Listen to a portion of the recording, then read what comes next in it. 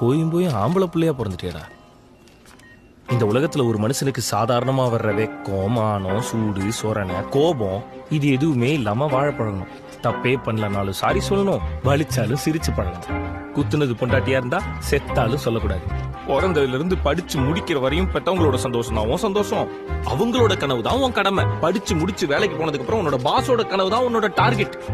கஷ்டப்பட்டு கடன்பட்டு கல்யாணம் பண்ணி முடிச்சா மனைவியோட சந்தோஷம் தான் நம்ம சந்தோஷமா?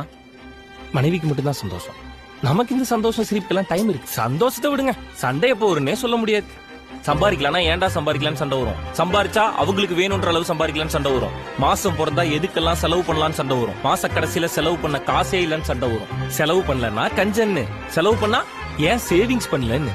ப்ராப்பர்ட்டியும் வாங்கணும், பர்சனல் டைமும் ஸ்பெண்ட் பண்ணணும், இன்வெஸ்ட்மெண்ட் பண்ணணும், இன்டர்நேஷனல் ட்ரிப்பும் போகணும். எது வேணும் வேணாம், பிடிக்கும் பிடிக்காது, முடியும் முடியாதுன்னு தெரிஞ்சு புரிஞ்சு சந்தோஷமா வச்சுக்கிறதுக்குள்ள போயும் ஒன்னையா கல்யாணம் பண்ண அப்படின்ற அந்த ஒத்த வார்த்தையில மொத்த டிப்ரெஷனையும் நம்ம தலையில இறக்கிடுவாள்.